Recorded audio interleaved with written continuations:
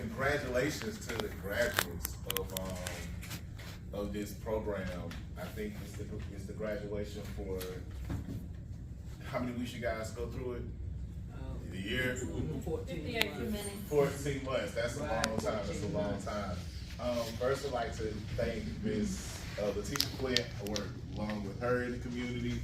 Thank you for trusting in our organization, Streets of Gentlemen, you and the District Attorney Department for working with us. Thank you, Ms. Gloria Grown. Good to see her here. Ms. Gloria Grown is a grassroots person in the community who works directly with the people. And she wants to see people change and make a better life. I'm only up here today. When the first time I came to this court, I was videotaping for the prior judge, and I was taking pictures. I was sitting out here taking pictures, not knowing that on this day I'll be up here speaking to you guys about your journey. And in your journey, one thing about my journey is I've not always been on the bright side of the fence. You know what I mean? I've had a journey as well, some hiccups in the road. And the one thing, I went to the Probation Detention Center in 2006, and we have to take a class called Motivation for Change when you're on your way out. Okay? In Motivation for Change, it tells you everything that you need to know about changing your life. Well, when I got out of the Probation Detention Center, for the charges that I was in there for, basically drugs and possession of marijuana with intent to distribute, I didn't make the choice to change. You see what I'm saying? At that time. So you can have all the motivation that I can motivate you today and say, hey man, go home, live a positive life, don't do it again. Hey man, stay off the drugs, stay off the alcohol, don't let it interrupt your life.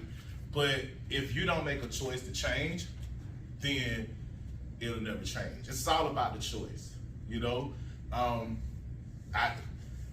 In life, as Ms. Flint knows, I could have made a lot of choices. I was one of those kids that grew up in a middle-class home with both parents. My father passed away when I was 15 years old. And I turned into a latchkey kid and things started to take a turn for the worse.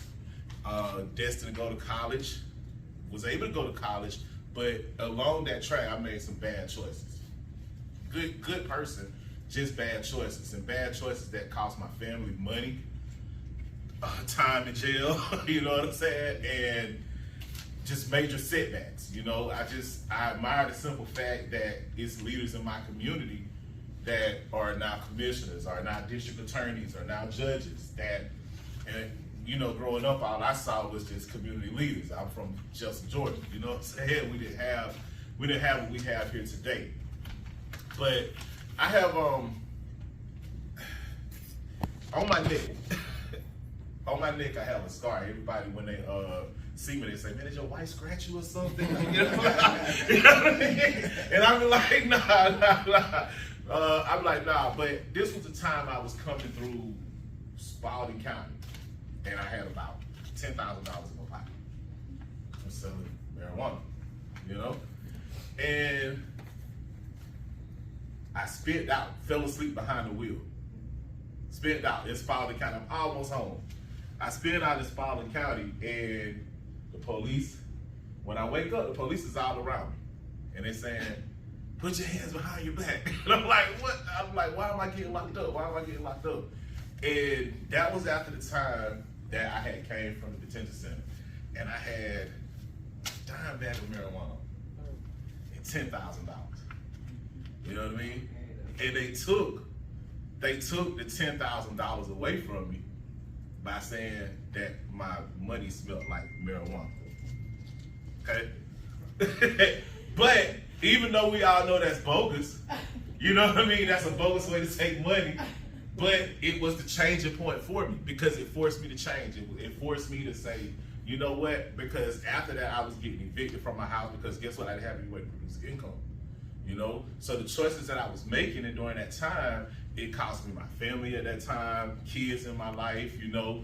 I'm thankful for where I'm at now. But during that time, it cost me a lot and I had to go through that learning curve of just that drawback of, man, living in my car, you know what I'm saying, washing and brushing my teeth at Quick Trip, you know what I mean? All because I had an addiction to substance abuse. And my addiction to substance abuse turned in, as Ms. Flint know, at the time,